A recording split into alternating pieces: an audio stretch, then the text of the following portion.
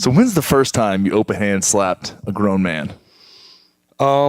Twice. I've had two. This sounds like the Chappelle Show thing where it's like the 2 times I've met O.J. Simpson. But so the first guy I slapped was bouncing at the strip club. And this guy was in like looked like Cat Williams essentially, but like in an all red suit with a Bluetooth piece in his ear. And got into an argument with my bartender. He's all pissy and belligerent. And so I kind of, hey man, time to go. And he makes this real strong move to reach out and lock down on the like the brass bar, like at the wet station for the with drink to come out. Yeah. And so I went to grab his wrist and he pulled real fast. And so for whatever reason, I just slapped the shit out of him and hit him. And just like big meaty part of the hand landed right across his chin. I may as well have punched him in the face. And his Bluetooth shot out of his ear and slid down the bar. That's one of the favorite things I've seen happen. He looked at me and he's like, I'm sorry you had to slap me. I'm going to leave. I was like, all right, this worked out. I slapped him and he apologized to me. Yeah, that's good. That's an alpha move. I think that means that you're a dominant member of the species. That's what it was. It wasn't hard in that environment. No. It wasn't a great place. No, that's not the highlight of your life by any means. No, it wasn't a nice strip club. It was like a 4 out of 10. That's the first strip club I went to was a 4 out of 10. Oof. I worked at one for like 3.5 years. Yeah. Yeah, it was a weird deal. I saw a lot of darkness. That was the first time I saw true darkness from some people. Yeah, I saw things happen there that just don't exist in the rest of the world, and I'm glad. Yeah. It's a bummer, dude. I watched this, had a stripper die. How'd that happen? Oh, she ate almost 300 milligrams of Oxycontin, and I don't think her immune system was ready to battle that.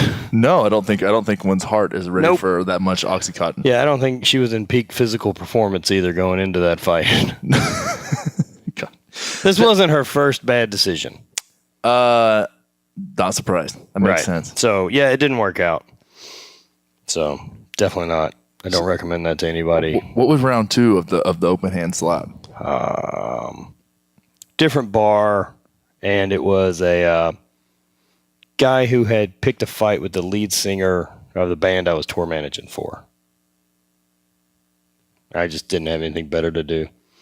Yeah. So some frat rat was pushing on Drew, and so I stood in the way. Yeah. Well, let him know that if he was interested in fighting, we could go ahead and have it. And he went to reach past me. He's like, I don't have any problem with you. It's him. And I just fucking reared back and slapped the shit out of him. I was like, well, we can have a problem. I'm inviting it.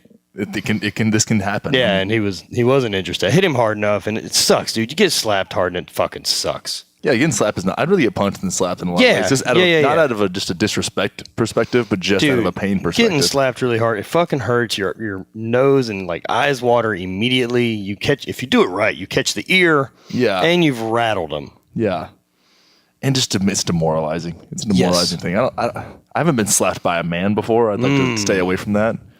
And most of the slaps I brought were just full rage, like throwing a discus.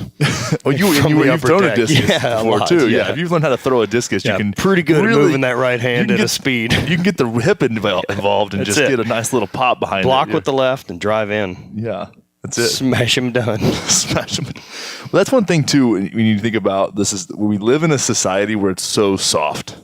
Like we were talking about this before the show, but it's like there's some times in my life where I grew up in a small town in Texas where it was kind of a lot of roughnecks, and it's a rough time where I popped off a couple times and got lit up. Yep. And I was like, you know what? Maybe I should watch my fucking mouth. Yeah, I didn't get out of childhood not getting my ass kicked. I think it's an important part of life, and even if you don't have that given to you, you should go seek it somewhere. Yeah, I didn't deal with a lot of cyberbullying. I just got beat up a bunch. Yeah, no, there was no cyberbullying wasn't a thing back in those days. No. I would rather deal with in-person bullying. Yeah, because then I can hit you. It's not as scalable. I mean, I'm willing to fight. I'm okay with losing. Losing's all right. I've been beat up before. It's not a big deal. Sun probably comes up tomorrow. I've gotten in a fight on principle that I knew I was going to lose. That's all right. It's a good spot to be. It's like, well, maybe you win. Maybe you come out of there like Rambo, but most likely not. Yeah, I got beat up. Where was I bouncing? Different bar. got followed out. Like, got threw some dudes out. They got all bummed about it. And then somehow we're out back, like, waiting by the dumpster on, like, a trash run. Sounds great. Cool. Sounds like a good I was stoked environment. when I walked out there and 3 dudes that I'd thrown out were there. Yeah. And I was solo. Yeah. I was like, oh, awesome. And they were like, I knew that we were going to fight. You know the feeling. Yeah. And I just way of the gunned it, as I say, and picked one of them and just started smashing him and let the other 2 beat the shit out of me. One of you's going to pay for this dearly. I can't beat up all 3 of you, but one of you's going to go to 0. Yeah. Man, Just grab a big handful of shirt or face and just smash away and let the other ones pound you. well, dude, what, now that I would say I've outgrown that for the most part. Yeah. I haven't had a violent altercation in a long time. Yeah. The last one was the last one, I think, for in a situation like that. I don't put that in there, but I do attribute a lot of, it's nice to know that you can. Yeah. Like, it's nice to know that, okay, like if something goes down, if we're not hanging out with a Kyle Kingsbury or Cody No Love, like, I can do all right. Dude, those guys like Cody myself. No Love are like why I stopped wanting to be a bouncer. Yeah. I'm like, oh, that guy will guy's hit you 130 pounds. Yeah. And I'd be like, dude, you got to get out of here. And he would fucking feed me my teeth before I realized anything had happened. You would be unconscious before you. It'd be so bad. Yeah. And then you would just feel, and he's 130, you outweigh him by literally 100 pounds. Like every chick I've ever gone out with is bigger than him. Yeah. And he will smoke you. Yes, oh God. Like embarrassing. Yeah. Yeah. But you don't come across that very often. But there is something nice to know, like as a man, that you can like handle yourself. Defend yourself for sure, right? I think that's one of the reasons I've enjoyed the even very, very little bit that I've started to do with jiu-jitsu. Yeah. I think it's a cool skill to have, and I think that physical contact is something that most people don't get, through the rest of their life. I mean, even if they got it through high school sports, that's usually the end of it. Yeah. And so most of us don't carry a physical culture that is really important.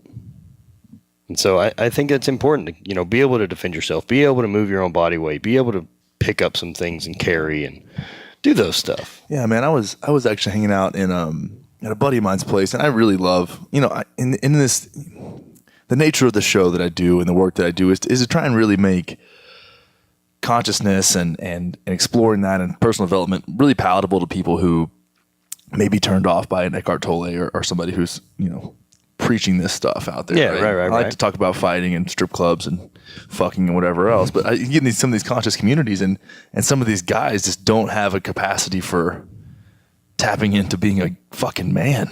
I think both sides are important. Exactly.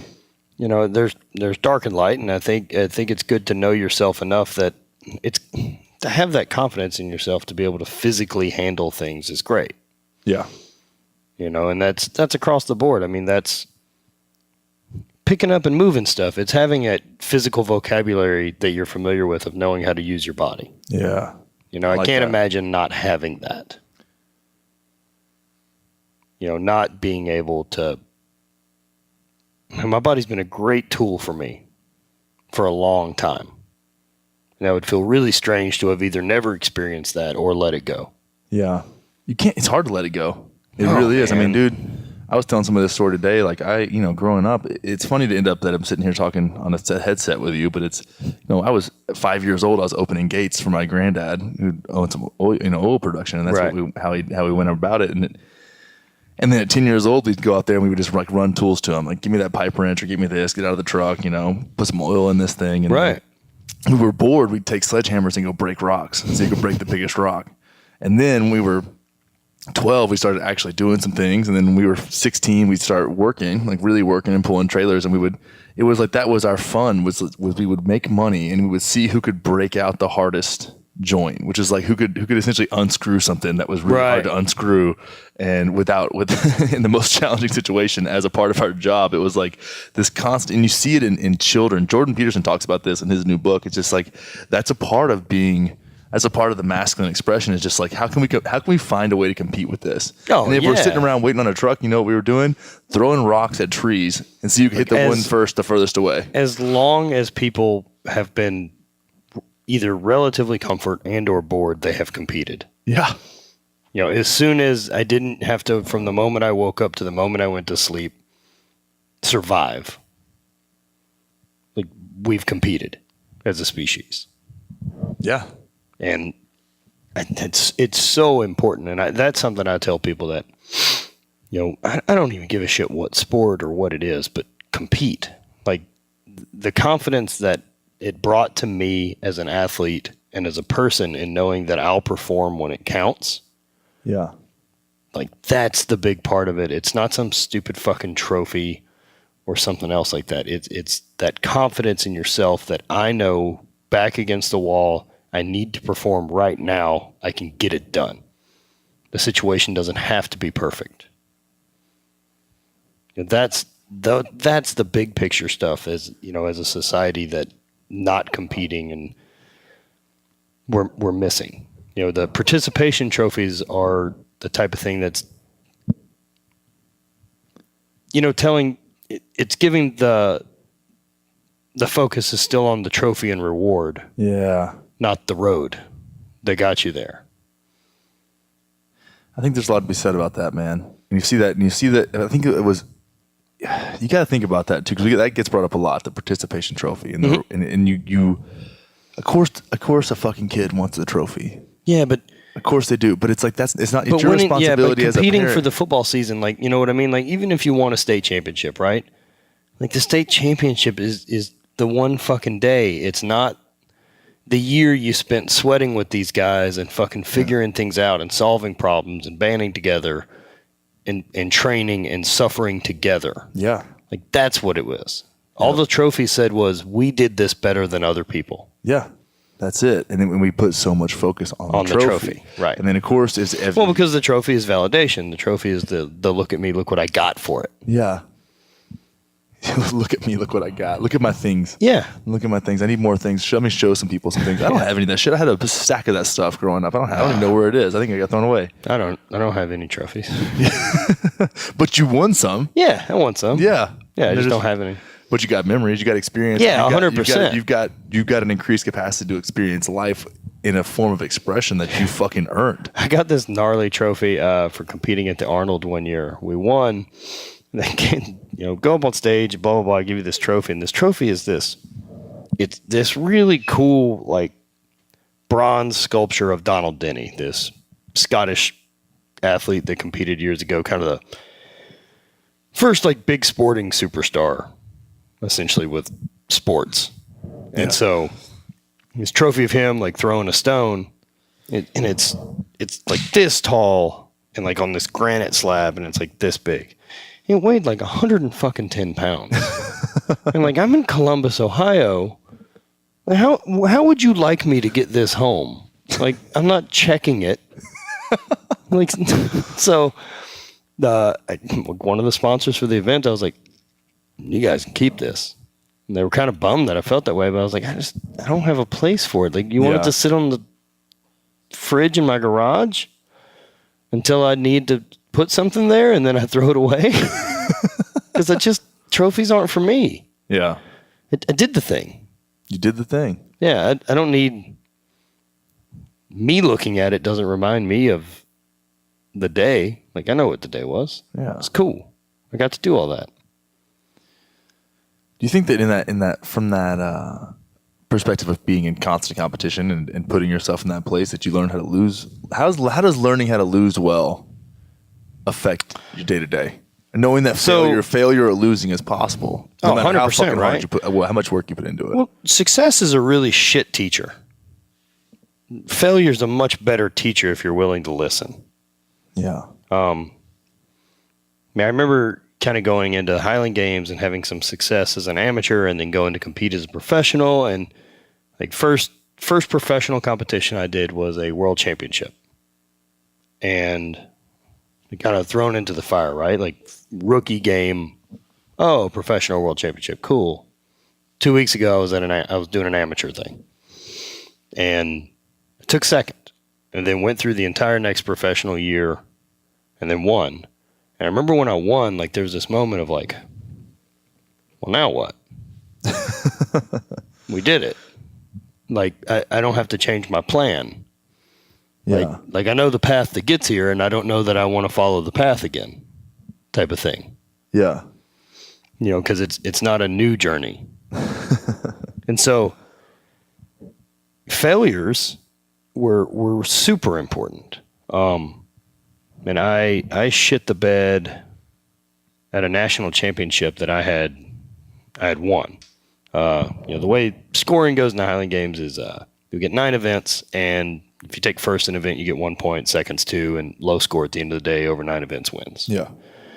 So we've only got 10 athletes, and going into the last event, like I've got a 6.5 point lead over second. And with 10 athletes, like you'd have to monumentally screw up. Yeah. Essentially, take last in an event. And so of 9 events, I've also done like 5 PRs and 4 field records or something like that. Yeah. Going to the last event, it's a good event for me. Weight over bar, like opening heights, like 14 feet. I throw 17 feet or so normally. Yeah. First throw, hung it out front. So, weight's got 3 feet of room over the bar, but it doesn't go over the bar. It has to go over it. So it just fell out front. All right, blah, blah, blah, blah, blah. Second throw, smash it into the bottom of the bar. Okay. And so, like, as I've done that, the shit talking that my buddies are doing after the first throw has now turned into, like, I'm in the middle of a no-hitter and no one will make eye contact with me, which is worse. Yeah, of course. Like, man, he's going to blow it. So go for the third one, and as soon as it came out of my hand, I left it out front. I was like, that cost you $2,000 in prize money and a national title. Damn. Cool stuff. That was a big failure. That's one of the few things as an athlete, failure-wise, that I lost sleep over. Yeah. That one haunted me for a while. Really? Yeah, as an athlete. I actually switched to just never throwing at 14 feet again. Makes sense. I'll just open at 15. Fuck it, 14's bad. Yeah. Can't miss 14 if you open at 15. That's the deal. Yeah, true. So that was a good one. I mean, other failure stuff, right? Like not even with sport. I mean, hell, opening a business at 22 that failed.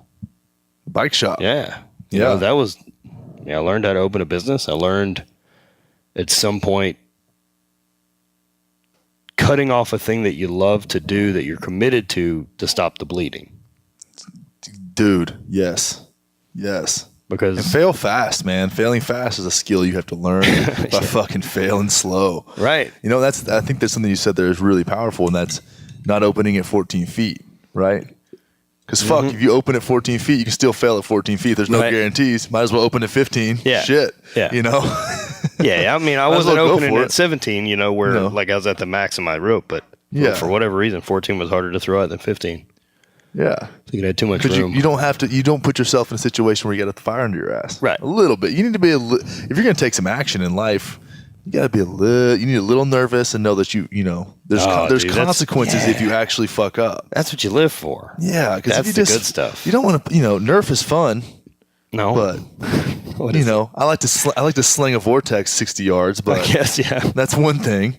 But at the same time, like, the real game starts when there's a cost at the end of the rope, For sure.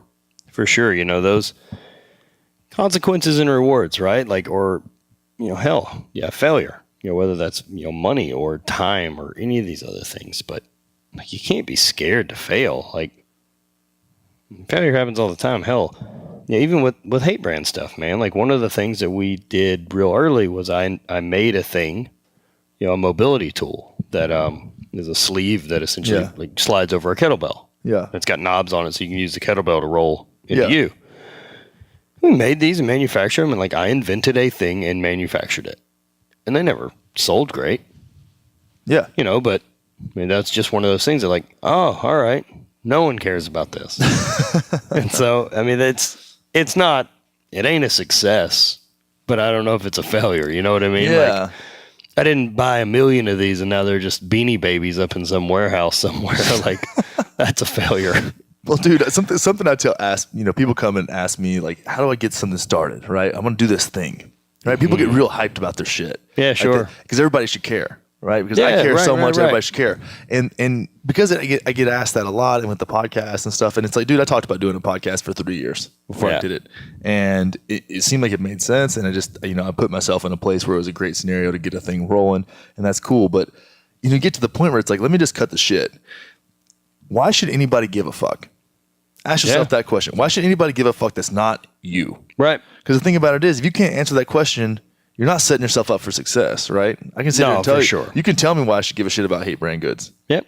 Yeah. And I know why. And because you can tell me that I work with you guys and represent you as much as I can. Right. And sport some of the dopest gym gear there is, right? Nice. I can tell you why you should like this. You should give a fuck about this podcast if you're into these certain things. Yep. You know who it is. Now, if you have this thing, it's like, I love this so much. It's like, well, that's awesome. You should keep loving it. Don't ever stop loving it. Yeah, because you're a fan of something doesn't need to be your living. Yeah.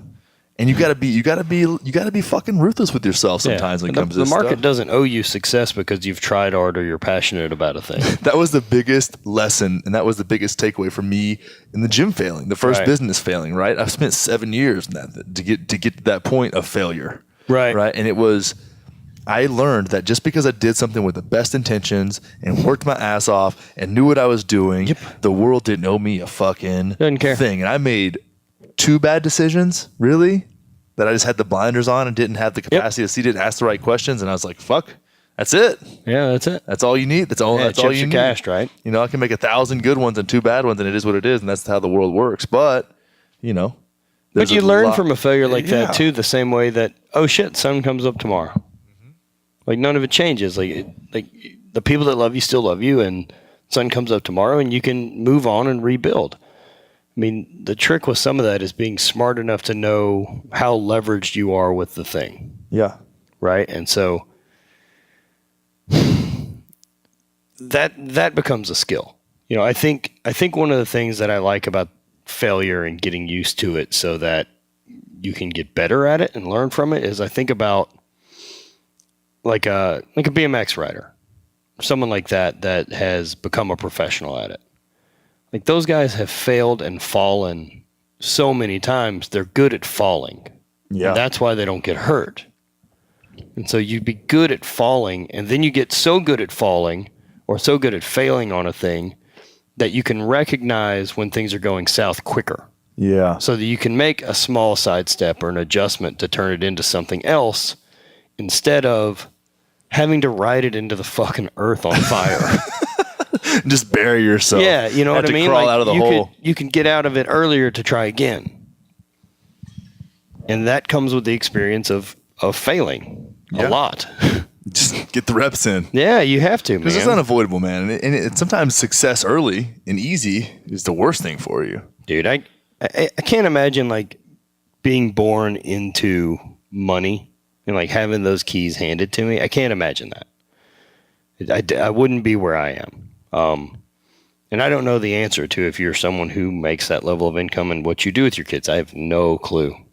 Like how you successfully do it and not raise weirdos. It's hard, but I think even when you are born into that scenario, like you're gonna find a way to create resistance for yourself.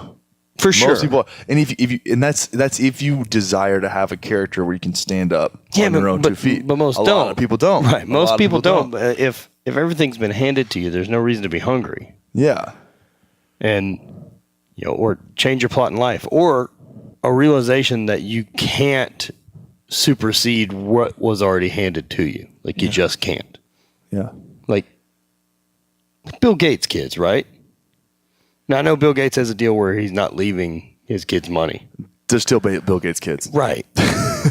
You know what I mean? Like I always think about it, like if you gave your kid like a 17-year-old their first vehicle and it's like a BMW, like, what the fuck have you done? Not even a BMW. It's a fucking Bentley truck.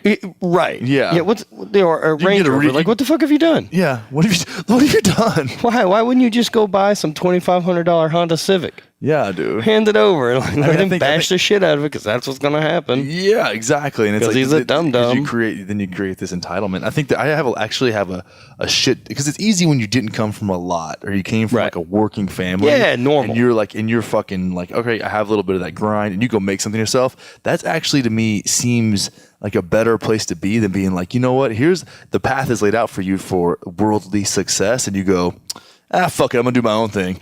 That to me has to be a challenging decision to make.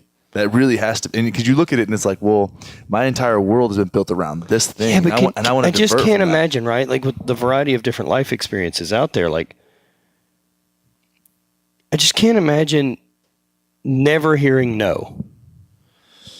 Yeah. And then you're around people that just want to be part of it. Yeah. And you just don't get to make good decisions that way. Like, it's not a reality. It's not, I mean, it's someone's reality, but it doesn't build strong, sorted out people. True. Which is why it self-destructs, and that type of like wealth doesn't work generation to generation. That's fucking absolutely. It only lasts like 2. Yeah. And then they're normal again. Dude, I found that in so a girl I dated in high school, family was hella loaded. And they hit some oil wells in the 30s that were that would make you rich now. Yeah. Right? So it's like old money. And they found a way to like, I noticed it in the 3rd and 4th generation down, like there was just this lack of purpose. Right. It was very strange. It was very strange to me. And they did a good job. They're amazing people, but it was like, Dude, there there's was something always to earning the stuff you have. Yeah. There's something different about earning the stuff that you have. And that's, that's what I've always liked about training and strength. You can't outsource it. You can't phone it in. It doesn't give a shit about your economic background. Yeah. I mean, we may all be at different starting points genetically with what our bodies are built to do, but all of us can get stronger. I mean, we're not all built to be the strongest person. Yeah. But we can all get stronger. We all adapt to that stress and get better. Yep. And you can't fake it. It doesn't matter who your grandfather was. It doesn't matter any of that. Yeah. It's just the bar. It's those things that you can't get away from. And I mean, that stress and those lessons, like that's what's been good. You hold that with you, man. That's real shit. If you can spend your life focusing on what's real, you can really change your entire perspective. Yeah, and I mean, and those are the lessons that I've had that really carry over into anything else. It's that simplicity of like, oh man, what program's the best? I don't know, man. Anyone that bench squat, deadlift, overhead press once a week, moderately heavy for the next 10 years. It'll be fine. Yeah, you'll be fine. Yeah. Do that. Yeah.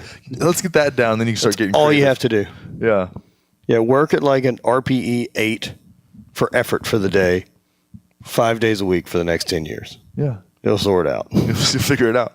Well, then sorting yourself out too. I mean, that's the thing is really being able to understand like what patterns, what biases did life hand you? Yep. Right? Because you don't have before your age of 10, you really have no fucking say so. And even then it's obviously minimal, but you can at least rebel. Right? So taking a moment of reflection, looking back on your life and be like, all right, well, what biases might I have? Might I be selfish because I never really heard no? Might I be entitled because the same thing? Might I have had a really shitty situation and think the world is out to get me because that's what life handed me, and say, all right, well, I'm not broken, but I can realize that. I can understand that, and then I can make a fucking adjustment, right? But you've got to put yourself under enough pressure to where it fucking matters, so the adjustments give you feedback to then grow. But you also have to start from a place that you're a person who isn't okay with just coasting. Yeah. Or just accepting that, well, that's today. I guess we'll do that again tomorrow. And there's plenty of that, dude. There's plenty of that, that idea of like, I'm completely miserable. I guess I'll wake up and do this all again tomorrow. I don't even think people really know they're miserable though. It's like a numbness to it all. You're right. I don't know if people know that they're miserable. I just think people think this is the status quo and this is what we're supposed to do. I think there's a lot of that, well, I was supposed to graduate and I was supposed to go to college and I was supposed to get a degree in this thing because it equals this. And then it's this weird spot of like, well, if I do all these things, it'll get me this and that buys me happiness. And happiness or perfection or any of that, it's a fucking place that doesn't exist. It's where you can be sorted on the road there. I think about it with like Olympic athletes and some of the guys I know, or powerlifters or guys that have taken a different strange route. And by that, I mean like this amount of sacrifice to really be the best at a thing. And that sacrifice gets selfish because, I mean, if you're going to be the best at a thing, it's a selfish pursuit. Yeah. And a lot of that time, because there isn't a benefit like at the moment. And so a lot of that is spent making these deals with the people around you and yourself of like, it's okay, we're doing this because if we do it and get to this place where I have this total, or I won the gold medal, or I got to play college football. Yeah. Right? That if I do that, it makes all this other time that I was an asshole okay, because I did it, right? It paid off. We got it. But there's no fucking there, man. Like there's not a place that you think that's real. There is no payoff. There is no fix for that. It's all the journey. And the lessons all come from the journey and from the path. And as long as you can get to a point that you love the process and love the work, and you're not focused on the destination, that sorts a lot of that out. Yeah. We look at this and it's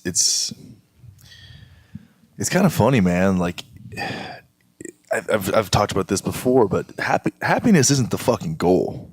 Like happiness is a feeling. Right. It's a byproduct. You want to be able to feel it. You want to be able to touch it. It's going to be there sometimes. You're going to be super fucking disappointed in some of your life. You got to accept that too. You're going to be sad. You're going to be frustrated. Though, if you attach yourself to being happy as the goal, you're asking yourself the wrong question.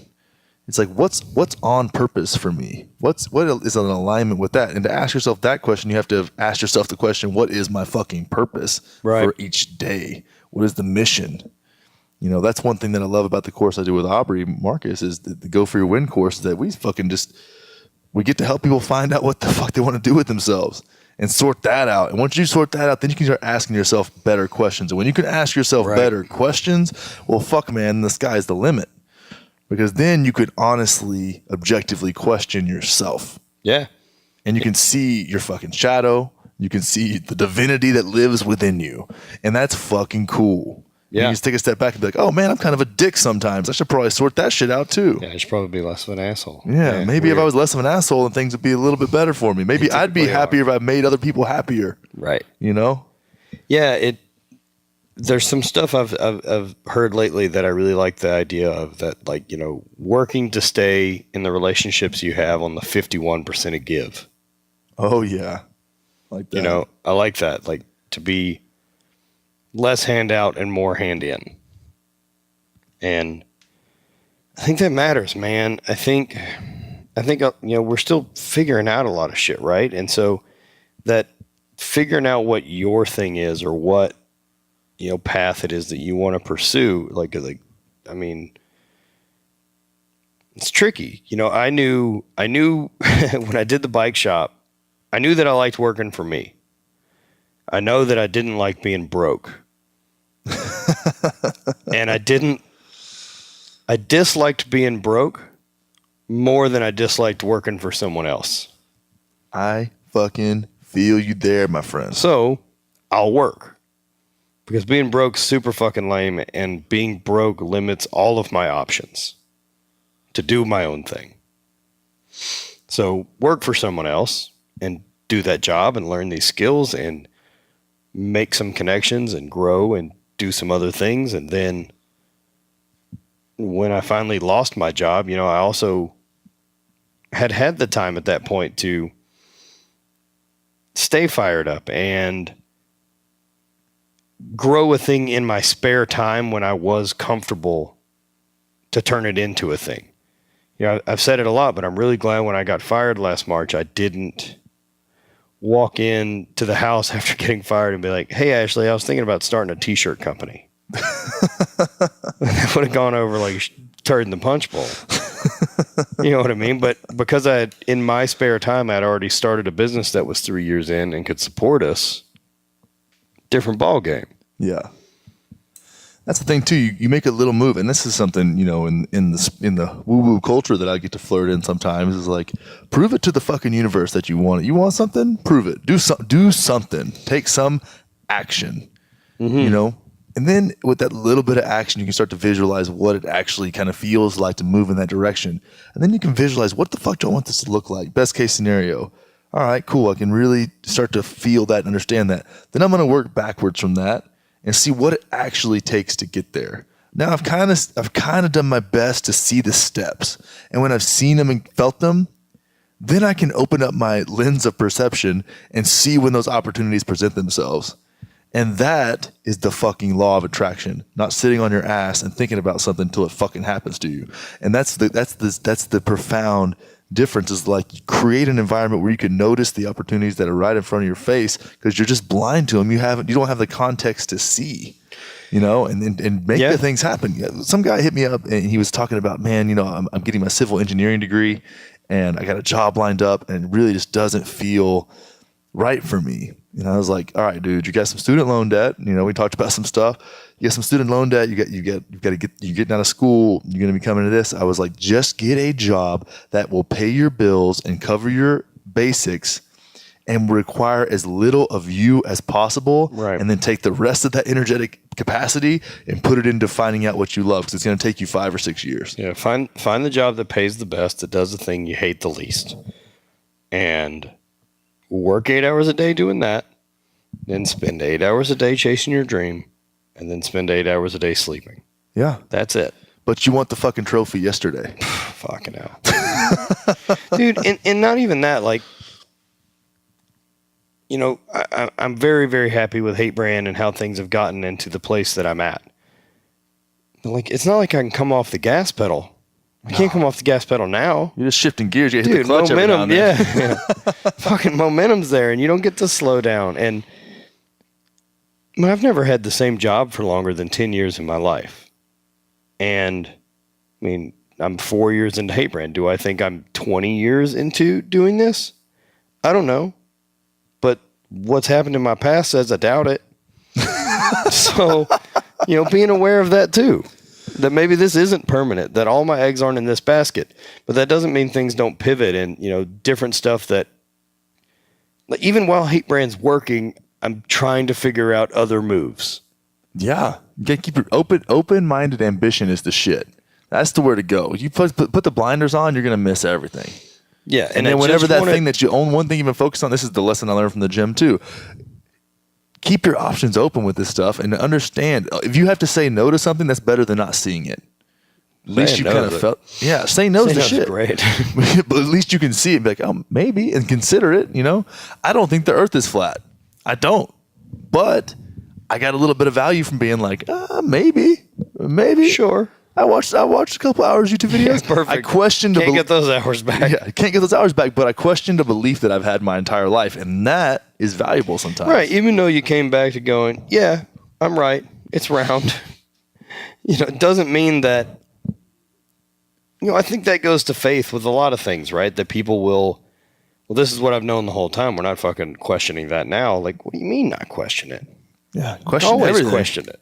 Yeah, never not question. Does it hold up? Does A equals B equals C? Like all that should have to matter. Yeah. Or be okay with that.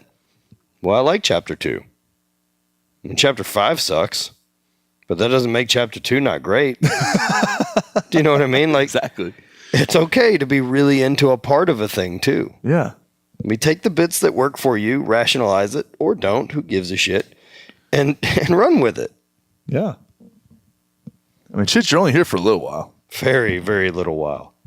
Like, in the grand scheme of how long Earth has been spinning and how long man has been here, and then how long I get to exist, it's a fucking flash. It's funny, man. It's funny to think about. If you don't have a good grasp on enjoying life, that shit'll freak you out. You died in that rabbit hole. Oh, cool. Yeah. I'm a speck on a speck. Dude, while I'm fucking busy right now and I'm traveling a lot and I'm not home, I'm loving that I'm getting to do and pursue things that I'm passionate about. I don't do any busy work. I'm just every day essentially getting to do the things I want to. Yeah. And I think I said it last time I was on your podcast, but the rule that we've stuck to and the rule that I've followed is it's either fuck yeah or no. Yeah. And that cuts a lot of bullshit out. Dude, do you feel like when you surround yourself with people that have that same mentality, that it just shifts your perspective on that, or makes it a little bit easier, takes the friction away? Because I mean, that's, we're in LA right now, we're in Venice, we're in a badass Airbnb. I'm kicking it with you. Yesterday was Aaron Alexander. Before that was Vanessa. Before that was Kyle Thierman. And all these podcasts are going to be out. And I've been hanging out. I was hanging out with another friend of mine who's starting her own business with some other guys who are doing their own thing. And it's like, man. And then, Aubrey's over here reading his audiobook for 8 hours a day. Can barely fucking speak when he gets home. It's like, we're all doing the thing. And it's like, man, it feels fucking good. And it feels easier to say no. It feels more right to say yes when it's right to say yes. But that's part of surrounding yourself with the right people, because if not, guys, people with ambition and people out doing a thing and people chasing that dream, like your average folks that aren't doing that, they don't get it. And then they also don't get where you're at. Like, even if you're saying a thing like, oh, I remember we did that and I was in Iceland. Like, to regular people, you sound like a fucking prick. Yeah. But you're not being a prick. This is actually the reality of my life. Yep. Right? And so you want to surround yourself with people who've also been on peaks that are breathing that thin air with you. Mm-hmm. And so it's finding that thin air to share. And that's where you want to be. You want to be there where you only see the other people on tops of other mountains. Yeah. They're above the clouds a little bit. Yeah. I don't want to be caught in that, man. Oh. Like in that pit of survival or that, survival mode of life. And I think that's a tough spot to be in. A lot of people are there where you're just surviving every day and you can't get that weird step forward. Yeah, man, you got to find the place to set it down. I think that's one thing a big difference I made going into, just turned 31, and a lot of shifts happened, and I really drew a line between what will I accept into my life. Like, I got to take ownership of this, and ownership has been a big part of this entire project and the other things I've got going on. It's helping create a sense of ownership of your life experience, and it's like, well, I've got a big part of that is letting the world know what I will accept into my life and not by my actions, and drawing a line. And the fucking crazy thing about that, call it a phase shift in life, is that when you move into phase 5 and you leave phase 4 behind, or chapter 4, whatever the fuck you want to call it, however you want to dress it up, the decisions you made in phase 4 are still there when you make that shift. Yep. And you got to start inching away from them, right? In a loving way, which is really, really hard. Yeah. It is really hard. And the shitty part is that you need to acknowledge that you created your identity out of something that you just left behind. Yeah, but the beauty of that is you can always say fuck it and change. Yeah, you always can. It's never easy.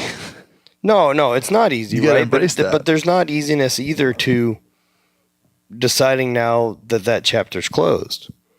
It's even weirder to decide that chapter's closed when things work. Yeah. That one of the things I thought was a cool way to say it, Louis C.K. was talking about saying no to another season of his show, Louis. There's a big chunk of money or whatever that he's turning down by saying, like, no, I don't want to do it anymore. I feel like I've told as much of the story with that character as I can. Yeah. And he's like, yeah, it's a little crazy, but he's like, financially I'm okay. I've also been really fucking broke before. Yeah. And that's okay. And he said, I look at it like what I love is building airplanes, right? And I love building an airplane, and then I get to fly it. But I don't get to build another airplane until I land this one. Yeah. And I love building airplanes. Even though this airplane works fucking fine and everyone wishes they were in it. Yeah. I want to build airplanes. Yeah. And so, I think it's okay to go chapter to chapter, right? Like, dude, it's a big change for me to go from the chapter of I opened the bike shop and was doing my own thing to realizing that's a failure to now I'm just a guy working. And then getting into different stuff and, the chapter of getting to travel and compete and throw and find a thing. I fucking found a thing that I'm the best in the world at. Yeah. Even for a short amount of time.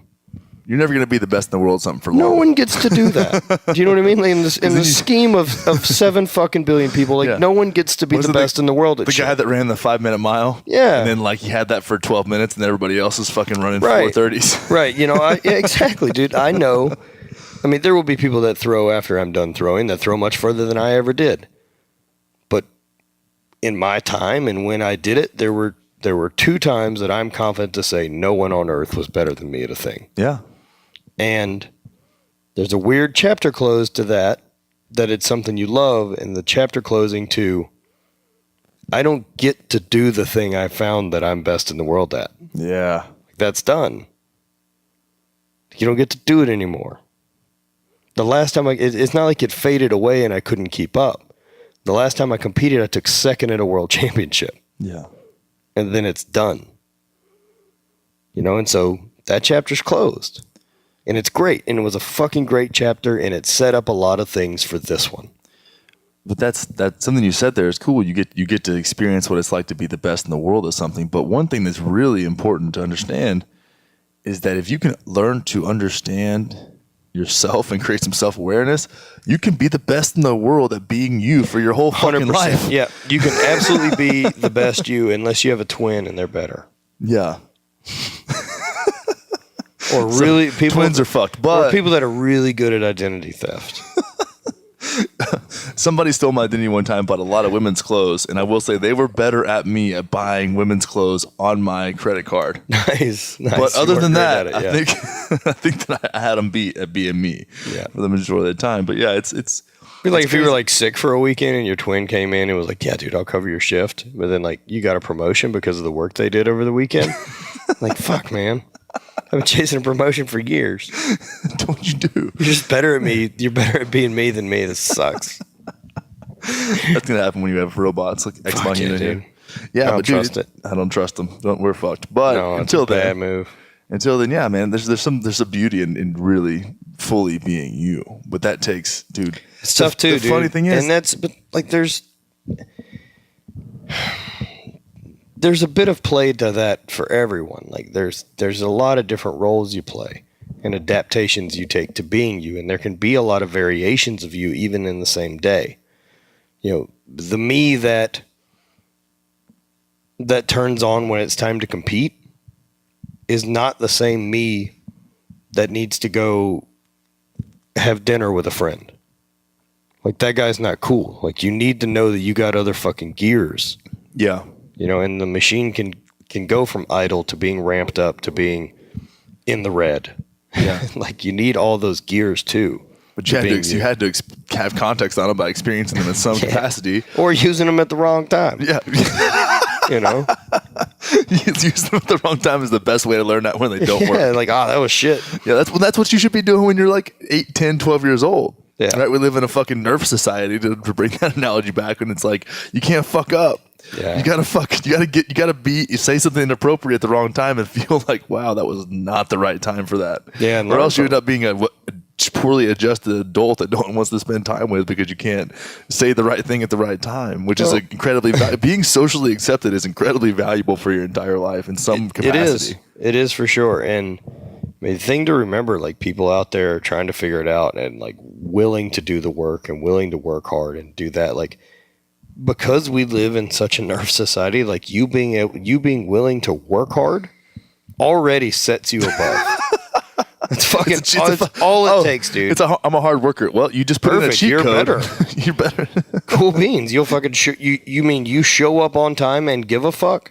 Yeah. You're better than most of the hiring public that you'll ever deal with. When I hear someone rationalize or justify not being on time for things, I'm like, like unless you're in LA, it's like, but yeah, right. Unless you're fucking here trying to get around. Yeah, go to live in the islands. Then you can live on island time because that's the standard of being down there, and that's cool as fuck. Yeah, LA's just 45 minutes behind schedule at all times. Yeah, but that's the traffic's fault. Oh, it's the worst. It's crazy, but you hear that, and it's like when people rationalize that, you're like, you understand that you're rationalizing not respecting other people's time, right?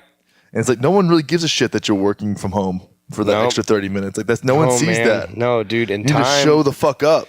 Showing up time is fucking essentially huge. the only fucking commodity we all have that's even. Yeah. Like, you can't fucking buy more of it. You can't, you can figure out ways to cheat it, to be less inconvenienced. So you can spend more of the time that you have doing the things that you like. Instead of spending it doing shit for other people. Yeah. But it's a fucking tough, it's a tough bit. Man, it just, like, what scares me more than anything would be waking up at 60 or 70 and being that guy that's like, what the fuck happened? Like, I was 20 yesterday. That's the fucking worst to me. Yeah. You fucking blew it. Yeah. Like that's all you had was that time. And you fucking blew it. You just did the same shit every day for 40 fucking years because you thought there was a finish line and a payoff. Yeah. Someone told you that because it served them. Yeah, man. Dude, one thing I had somebody do the other day, one of my clients I was working with, and he's coming out of 20 some odd years of finance. Did really well for himself. Super successful guy by all worldly standards. And it was funny, we're talking about some things, and he's having trouble breaking some patterns of just wanting to get back into it, kind of hungry for that grind again, Mm-hmm. And he's gonna to Columbia and do some different things, have some badass projects lined up. I'm stoked for him. But we started talking, and I was like, how do you want, because we're generally speaking shitty observers of ourselves, right? Like, it's something that takes years of practice to understand how to be the true observer of yourself. So if you can put yourself in a state where you can, or a situation in your mind where you can kind of start visualizing that. So I said, how do you want people to introduce you to their friends? Someone you don't know, right? So someone from your work, say, and anybody can do this, and it's just in your friend circle, where does someone introduce you as like Mike from accounting? Or does someone introduce you as that guy who does that crazy shit? Or someone that like always works on this or loves this thing, like some component of your character? Are people introducing you by the things in your life that you value, or by some fucking superficial role that you play in the world? Yeah, it's weird. And you start thinking about like, oh, well, because that is how they present you to other people, is how they perceive you. And a lot of your own identity is based upon the perception of people outside of you. Sure. So take stock of that. Like, when someone introduces you to someone, like, I know when I closed the gym, and I started to reflect on this myself, for a while there, when people would introduce me to their friends, it's like, hey, this is Connor. He used to do this thing. And I'm like, you understand that you were introducing me as something I did like months ago. Right. And that was kind of touchy. Dude, smaller wow. scale, right? Like, I drove a Jeep all the way through college, through high school and through college. And when I sold it, like, I had a real conundrum because I felt that it was part of me. Like, that was like, Matt has a Jeep. And then getting rid of it like means that's a thing that's not part of Matt anymore. Yeah. You're like, what do you mean Matt doesn't have a Jeep? That doesn't make sense. You have a Jeep now. I do have a Jeep now. I fucking rule. Jeeps rule. I'm fucking back. Matt is back. All I'm doing right now is just playing up to what 17-year-old me would have fucking done with his life. Dude, I remember, this is a complete derailment, but I'm gonna have this conversation with you anyways. I was having sex. Nice. Best story. Nice. Congratulations on the sex. Congratulations. High five to myself. Sex. Home run. You've nailed it. And I remember looking at that, and we don't do this enough, I don't think, either, when you look at your life and you're in the middle of something. And I was pretty present, but I got off in my mind, and I was like, man, if my 10-year-old fat little self could see me right now, he'd be like, it's all going to be okay. Good work, It's dude. all going to be okay. Hell yeah. Yes. Yeah, I mean, other than having sex with this Carmen Electra looking broad. 17-year-old me doesn't understand the adult excitement of, like, I spent $400 today on LED light bulbs for my house. You know what I mean? Like, and 35-year-old me is like, fuck yeah, pumped. We did a thing. This is cool. Change. Yeah, for me, I don't have to buy light bulbs now for like the next 2 years. For me, I'm sitting on my laptop, crushing, whatever the fuck I'm working on. I'm sure I go, you know what? I did a lot of work today. I'm going up to Whole Foods. I'm gonna get a pear and a kombucha. Oh, I'm gonna get a $4. I'm like, I'm floating on cloud nine. Yeah. Here's $7 Whole Foods. I'm gonna go enjoy myself. Yeah, I earned it. Fucking earned it. May as well just give that to me for free. Yeah. You're welcome.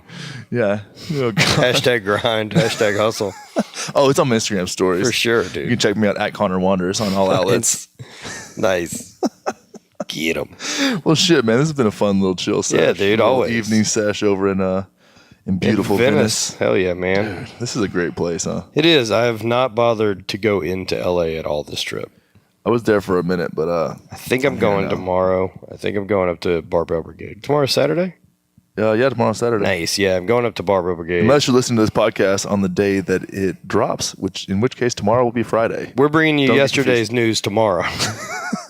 Barbell Brigade, you going to go up there and hang out with Bradley Martin? No, that's a different gym. Oh, sorry. Bradley's Bradley. Zoo Culture. Oh, yeah, he moved now. Learn your LA, dude. Sorry, bro. I haven't been over here much. Yeah. I don't even work out Barbell's anymore. Bart Kwan and That's that right. crew. And then some of the guys I sponsor are going to go lift. And I'm going to watch because they're super strong and savages. And I got a new tattoo and I don't feel like working out.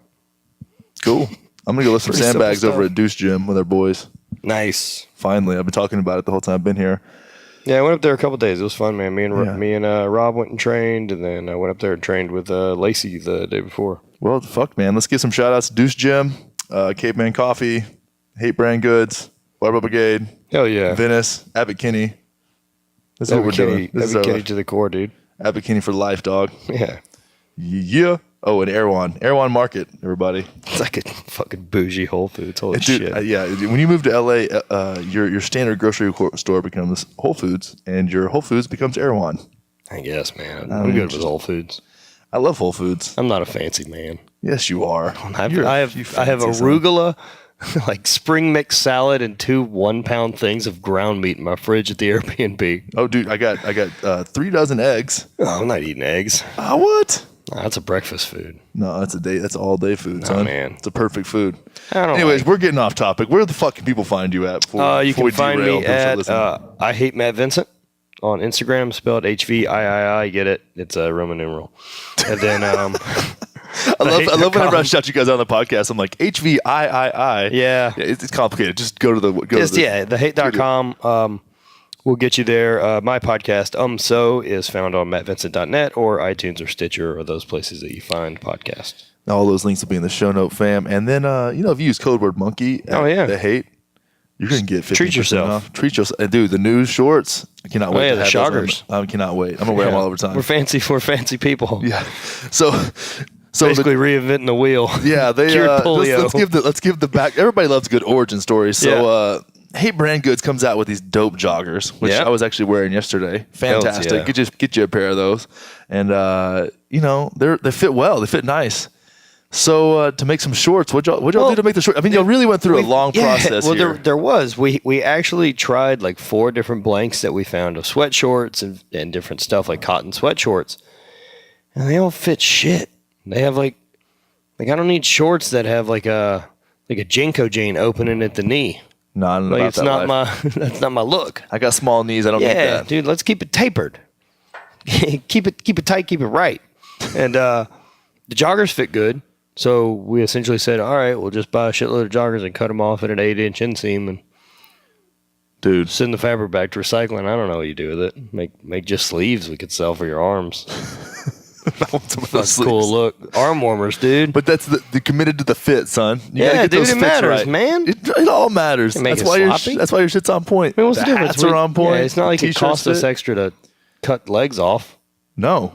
I don't know. I guess it probably did cost me extra. As a It did person that cost you extra, but it doesn't I don't cost know the how people much. extra. No, that's exactly. You're benefiting from our decisions. That's what I say. Guys, I can't speak highly enough about y'all stuff. It's on point. Thanks, man. Thanks. Yeah, It's been a ton of fun, and we're excited with Arnold coming up and all that type of stuff. So if you're going to be at the Arnold, we'll have a booth. 2217, I think. I could be wrong. Yeah, just walk around in circles. Yeah, you'll figure it out. Just see yell a lot. Just yell Matt. Just yell Matt. Matt. Yeah, just Matt. Yeah. Or wear a bell like a cow. Yeah.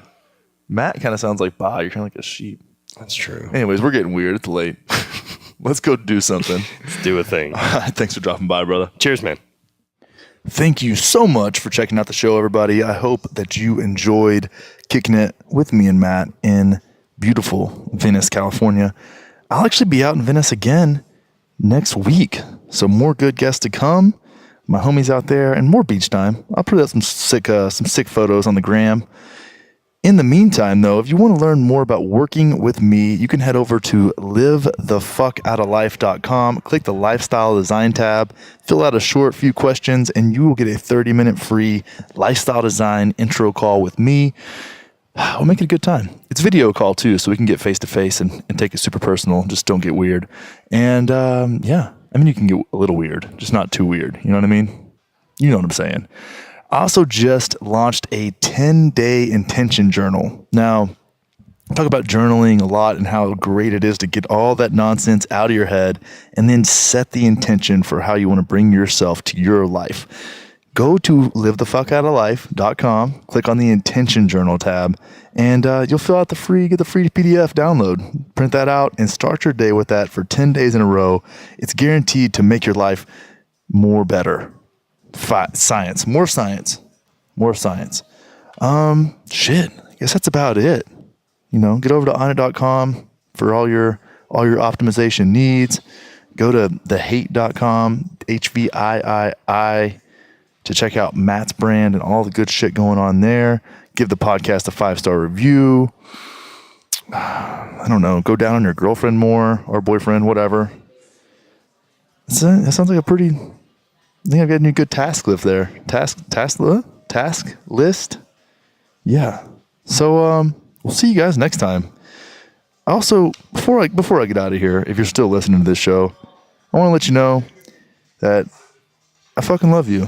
More reviews are flying through, makes my day, and I'm extremely grateful that I get to be a ridiculous human being on a podcast all the time. And, it feels good. It feels really good. No joke. No kidding around. Like, extremely appreciative for everybody who listens to this show. So thank you so much. And if you feel called to share it with your friends and you feel like the perspective that we share on here is valuable, that helps us out so much as well. So yeah, much love to everybody. We'll see y'all next time. Keep living the fuck out of life. Peace.